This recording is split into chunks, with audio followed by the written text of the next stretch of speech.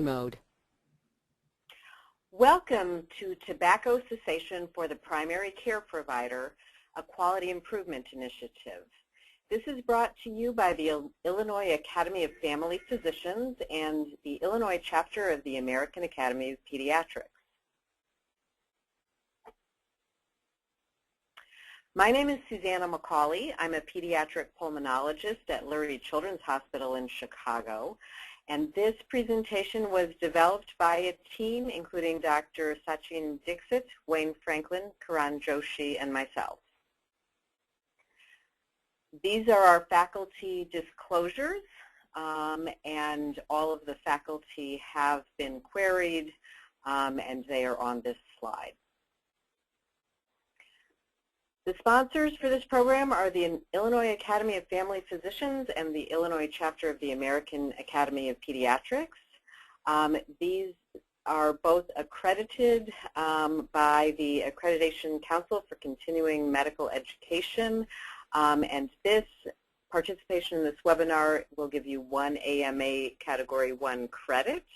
You should claim credit commensurate with the extent of participation in the activity. This medical education program is made possible by the Cook County Department of Public Health through funds received from the Illinois Department of Public Health. Our learning objectives today are to explain the 2 A's and R as related to tobacco cessation, to establish a standard plan when asking initial tobacco screening questions, to identify the key techniques that a provider can use when advising a patient who's smoking, to describe behavioral and pharmacological interventions, and to list direct referrals to resources, including the Illinois Tobacco Quit line, that will assist a smoker with cessation. We're going to start today with the abbreviated intervention. This is a brief intervention that is minimal in terms of the time that it takes, less than 3 minutes, that increase overall tobacco use abstinence rates. And the strength of evidence for this is level A, the best randomized controlled trial level evidence. Every tobacco user should be offered at least a minimal intervention, whether or not he or she is referred to an intensive intervention. Intervention and the Affordable Care Act are very important concepts for us in practice now. The United States Public Health Service Task Force recommends that clinicians ask adults about tobacco use and provide tobacco cessation for those who use tobacco products. The departments will consider a group health plan or health insurance issuer to be in compliance with the requirement to cover tobacco use counseling and interventions if, for example, the plan or issuer covers without cost sharing screening for tobacco use, and for those who use tobacco products, at least 2 tobacco cessation attempts per year.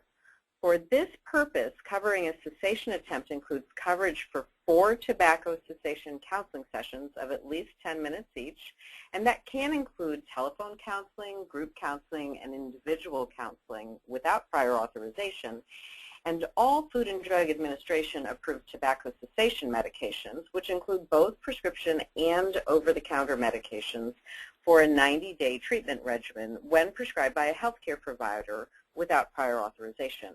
And a website is shown here that can give you more information on this, but what's really important to keep in mind is this is extremely important for public health and for the health of the patients and families who you serve, and there are now better reimbursement mechanisms for you in your practice for these activities. I have been doing evidence-based tobacco cessation counseling for many years, and when I initially learned this, we learned the 5 A's. You ask about tobacco smoking at each visit, advise to quit smoking, assess readiness, assist in cessation, and arrange for follow-up. This technique is useful, but it's also more time-consuming and often requires multiple visits. This has now been truncated to 2 A's and an R: ask, advise, and refer. It's a simpler intervention. It can be documented more easily in a chart and has a straighter path from ask to refer. The principles of 2 A's and an R include asking. So patients and parents are screened for environmental smoke exposure and secondhand smoke exposure or parental tobacco use in a pediatric patient. Ask includes asking about tobacco use and secondhand smoke exposure at every visit.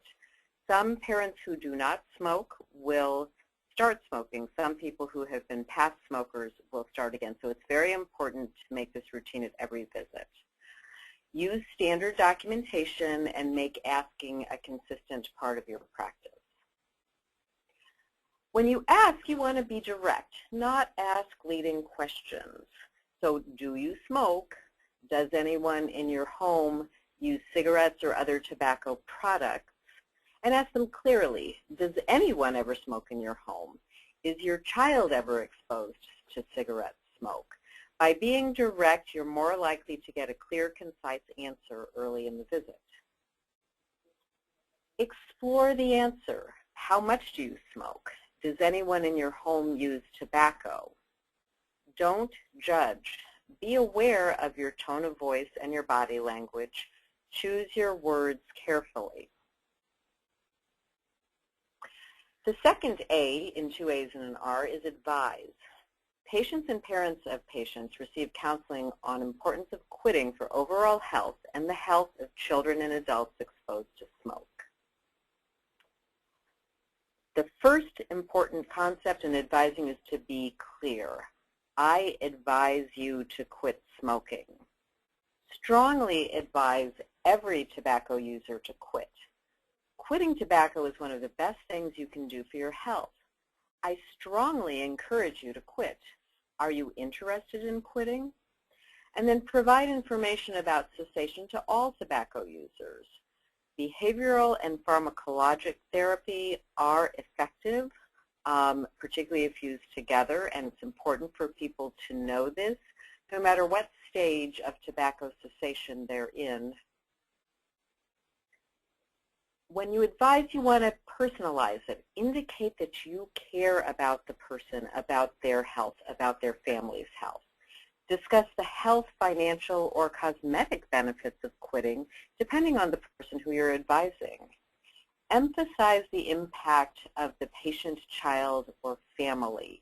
And I can't emphasize this enough. As a pediatric pulmonologist, I have found many parents who wanted to quit for themselves but could never quite do it, became much more invested in it when they recognized the impact of their smoking on their child's health.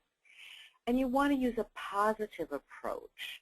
Yes, it's hard to quit smoking, but you want to emphasize that people can do this and that there is a good scientific basis for tobacco cessation and that you believe the person can be successful. In individualizing your approach, you want to tailor a motivational approach to the patient's needs and personality. You want to appeal to specific characteristics such as their age, their occupation, or their avocation, how smoking might be a negative for any of these, and how quitting could be a positive. You want to motivate appropriately. Fear of disease is a driver for many people. Humor is very appropriate, particularly since these can be stressful situations. How smoking looks, how brands are named. Anger at manufacturers, talking about the public health impact and some of the things that have happened in the history of tobacco smoke to create health problems. And then, as I noted before, the effect on children and families. When you advise, you want to demythologize. There are a lot of commonly held smoking myths that you want to debunk. First of all, low tar or light cigarettes or filter cigarettes are not safer than the heavier tar unfiltered cigarettes. Smoking does not keep weight down in most people. And smoking does not relieve stress. It only satisfies a craving for nicotine that has been developed as a person has become habituated to tobacco use. So the key techniques for the provider are to individualize, personalize, and demythologize when approaching advice to tobacco cessation. Interventions that have been shown to be helpful in cessation rates include behavioral interventions, self-help materials, brief advice, counseling, and exercise, and pharmacologic therapies, including nicotine replacement therapy, bupropion, and varenicline, all have a good evidence base for use. Looking at our behavioral interventions, there are a variety and they can often be used together. Self-help materials, just as a single device, is marginally effective when provided in the absence of advice or counseling. It's more effective when tailored to individual or type, personality type. It should, however, be available in offices and provided to all smokers as part of a holistic cessation strategy. I prefer advice and also given that material as a reinforcement. Brief advice of less than 3 minutes time can be given by a clinician, a provider, a nurse. It should include a firm quit recommendation and call attention to health outcomes and practical issues. This alone increases the odds of quitting compared to no advice. More intensive advice, though, and follow-up may improve quit rates. The absolute benefit appears greater for motivated patients. So people who've been thinking about this or follow-up conversations after a prior one may cause more positive effect using brief advice alone. Individual counseling improves quit rates for adults. It's recommended by the United States Public Health Service for adolescents. It may be more effective than team-based counseling. And when possible, it should be for more than 10 minutes face-to-face with a trained specialist. And that's someone who has had individual counseling training.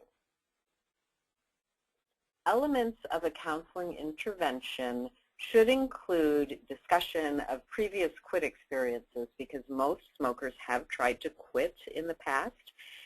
It should anticipate potential challenges. It should assess the patient's household environment, should provide the patient with options for dealing with nicotine withdrawal, and should suggest abstaining from alcohol during the quit attempt. Exercise is very helpful in tobacco cessation. It has an acute effect on nicotine craving and withdrawal symptoms. It's weakly linked to improved quit rates when used alone or in addition to structured cessation program. But it also confers numerous other health benefits, and so it's appropriate in the context of preventive health to talk about exercise as a strategy. It can also reduce post-cessation weight gain, which is a big concern of many smokers. Pharmacologic interventions are indicated for nearly all smokers who are trying to quit. The only exceptions are people who have medical contraindications, and there are some, adolescents for whom the evidence is weak, and those who smoke fewer than 10 cigarettes per day. And this is because these medications have not been shown to benefit lighter smokers. If you do use nicotine replacement therapy, the dose should be less than in a heavier smoker, and most nicotine replacement products actually have dosage ranges that are based on baseline smoking. FDA-approved pharmacotherapy includes a variety of nicotine replacement therapies, patches, gum, lozenges, or inhalers and nasal sprays. The latter are by prescription. Prescription medications include bupropion and varenicline. Nicotine replacement therapy reduces nicotine withdrawal symptoms, which include anxiety, cravings, hunger, irritability. All forms of it are effective, and they increase the quit rate by 50 to 70% regardless of the rest of the setting of smoking. Effectiveness appears independent of intensity of additional support programs. And combined nicotine replacement therapy, including a patch plus a fast-acting form like a gum, lozenge, or inhaler, further increase the chance of quitting. They're compatible with all other cessation interventions. There are some side effects of nicotine replacement therapy: headache, insomnia, jaw pain, and for the patches, site irritation. Contraindications are quite limited, but they are contraindicated in people with a recent myocardial infarction, cardiac arrhythmias, or temporomandibular joint disease. Bupropion is a norepinephrine and dopamine reuptake inhibitor. Its efficacy is comparable to nicotine replacement therapy, and it's not diminished by previous nicotine replacement therapy use. On the other hand, combining it with nicotine replacement does not confer significant additive benefits. So in general, you're going to use this in people who are not able or willing to use nicotine replacement therapy, sometimes because of a prior failure of that therapy. There is a slight risk of seizure, but it's very small when used at a dose of 300 milligrams a day, which is lower than the dose the same drug is used to treat depression. And it is typically not associated with weight gain or sexual dysfunction, which can occur with some other antidepressants. Bupropion side effects include headache, dry mouth, tremor, or rash. Contraindications include eating disorders, seizure disorders, bipolar disorder, or recent monoamine oxidase inhibitor use. In 2009, the FDA required that bupropion feature a boxed warning highlighting the risk of serious neuropsychiatric symptoms, including behavioral changes, hostility, agitation, depressed mood, suicidal thoughts and behavior, and attempted suicide. So people for whom you're prescribing this therapy should be screened for pre-existing conditions and should be counseled about this. Varenicline is a nicotine partial receptor agonist that can ease craving and withdrawal symptoms. It was approved for smoking cessation in 2006, and it increases smoking cessation 2 to 3-fold compared to placebo. Effectiveness as an aid to relapse prevention is not clearly established, and so what that means is that once someone has quit with the addition of this medication, continuing it is not established as a recommendation. This also has some side effects, including nausea, headache, and insomnia. The only contraindication is severe renal impairment. Again, in 2009, the FDA required a boxed warning highlighting the risk of neuropsychiatric symptoms. Again, it's necessary to screen patients for prior psychiatric symptoms and to counsel them. And it's often useful to counsel a spouse or someone who's with them a lot, if they're available for that, to be on the lookout for changes. These are serious side effects, but they are rare. Smoking cessation has some special considerations during pregnancy. Interventions do promote quitting in pregnant women. Interventions implemented even during pregnancy reduce some of the negative consequences of smoking during pregnancy, including low birth weight and preterm birth. The use of nicotine replacement therapy is controversial for pregnant and breastfeeding women due to potential fetotoxicity and neuroteratogenicity, however. These are the FDA pregnancy categories for pharmacotherapy. Nicotine replacement gum has category C, the others all are category D, and bupropion and varenicline are category C. As with many drugs, there is limited experience and not clinical trials evidence of these, but these are how they are. And the important issue is to try to reduce fetal exposure to tobacco while minimizing risk of intervention. So now we're to the last R, refer. So patients and parents of patients who use tobacco or whose environmental tobacco use poses a risk to children should be referred to the Illinois Tobacco Quit Line. Referring the patient is simple. This is providing direct referrals to resources that will assist the patient in quitting and to prescribe medications where appropriate. This is the logo for the Illinois Tobacco Quit Line. The number is easy to remember, 1-866-QUIT-YES. This quit line is available 7 a.m. to 11 p.m. 7 days a week, and so access to a telephone counselor is available for pretty much everyone. They have counselors on hand, including those who are fluent in Spanish and 200 languages. There is also a website that can allow online chats with a counselor, and that link is shown here. It's http://quityes.org. There are a number of other online resources that you can refer patients to for various concerns. The Illinois Department of Public Health, the American Lung Association in Illinois, the Americans for Non-Smokers' Rights, American Heart Association, American Cancer Society, and Asian Smokers Quit Line. These are things that you may customize depending on the particular needs and interests of the person who you're counseling. Others include the Campaign for Tobacco-Free Kids, Centers for Disease Control and Prevention, National Cancer Institute, Centers for Disease Control and Prevention, that's there twice, National Institutes of Health, and Smoke Free Illinois.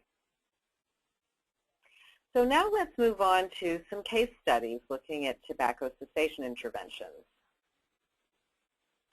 We're first going to discuss a meta-analysis of parental protection from tobacco smoke exposure. So the background to this is that about 40% of children in the world are exposed to tobacco smoke. Interventions aimed at reducing this exposure have shown mixed results. This study was designed to perform a systematic review and meta-analysis to quantify effects of interventions aimed at decreasing childhood tobacco smoke exposure. The methodology included data sources, Medline, PubMed, and others. They included controlled trials with parents of young children. 2 reviewers extracted data as assessed by parentally reported exposure or protection, and also biomarkers. Risk ratios and differences were calculated using the Simonian and layered random effects models, and there were some exploratory subgroup analysis as well. This article can be found at this link.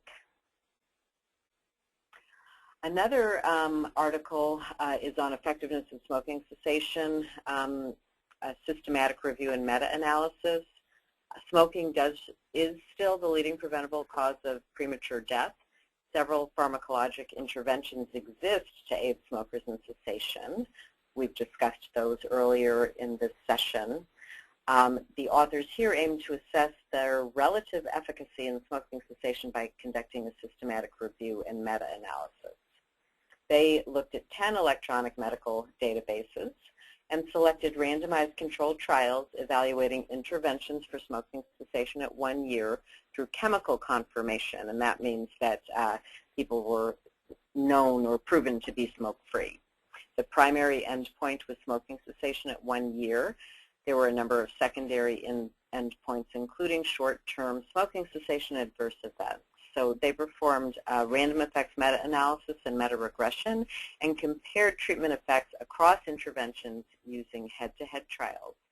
And when these did not exist, they calculated indirect comparisons.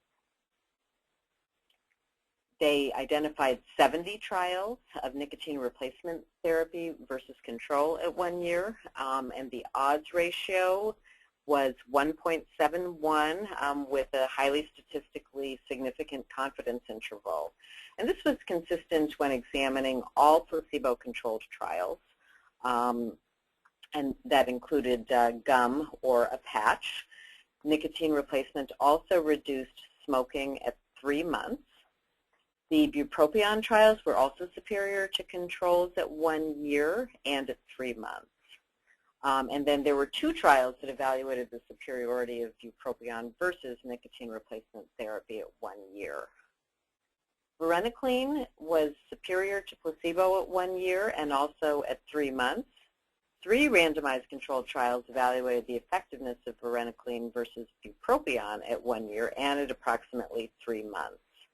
Using indirect comparisons, varenicline was superior to nicotine replacement therapy when compared to placebo or to all controls within 1 year. This was also the cause for 3-month data. They did not look at adverse events. They found that the adverse events were not systematically different across the different studies. So this is all actually very statistically complex, and there's a lot of data mining from individual trials that go into these kinds of studies. But the bottom line is that nicotine replacement therapy, bupropion, and varenicline all provide therapeutic effects in assisting with smoking cessation.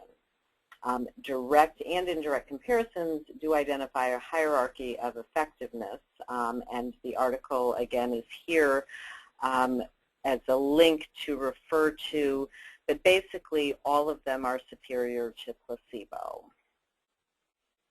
So let's move on to completing this quality improvement project.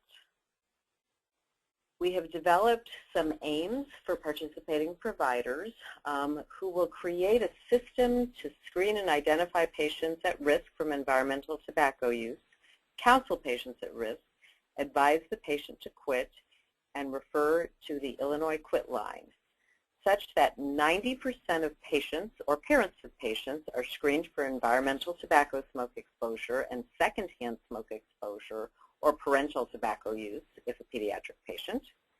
90% of patients or parents of patients who use tobacco receive counseling on the importance of quitting for overall health and the health of children and adults exposed to smoke. 90% of patients or parents of patients who use tobacco or whose environmental tobacco use poses a risk to children will be referred to the Illinois Tobacco Quit Line. The prerequisites for this project are to complete the Tobacco Cessation for the Primary Care Provider Quality Improvement Initiative Education module and to complete the Quality Improvement in Practice Training module, and these can be found under Course and Training menu. The key clinical activities involved are tobacco use screening, answering the question, has the patient or parent of patient's use of tobacco been assessed using the brief tobacco intervention, tobacco cessation guidance for those who use tobacco, has the patient or parent of patient been advised to quit, pharmacotherapy intervention, if appropriate, has the patient or parent of the patient been advised on pharmacotherapy interventions or nicotine replacement, tobacco cessation counseling, has the patient or the parent of the patient been counseled on the effects of environmental exposure to tobacco and secondhand smoke exposure, and referral to the Illinois Tobacco Quit Line, has the patient been referred to the Illinois Tobacco Quit Line. Data collection will be done by baseline data, selecting at least 10 patient charts or electronic medical records for patients seen, reviewing the data for each chart and entering it into the online data collection tool, and then develop your plan, do, study, act cycle and begin to implement your practice improvement plan. You'll want to continue this for 2 data cycles at 6-week intervals. This is a screenshot of the e-learning center, and this shows a sample. So this is sampling number 1 for the required 10 samples. And you will simply click through the screen to show that the patient or parents of the patient have been screened, and if they're a smoker, have been advised to quit, counseled, advised on pharmacotherapy, and reviewed to the quit line. Based on these surveys that you will fill out, you will get graphs showing how you are performing on each of these measurements. This example shows baseline. So this particular practitioner at baseline is doing 30% tobacco use screening, 20% cessation guidance, etc. And these can be exported to a PDF or an Excel spreadsheet for other use in your practice. This section will be updated with specific links and explanations on how to receive your AMA Category 1 CME credit. Thank you for your attention.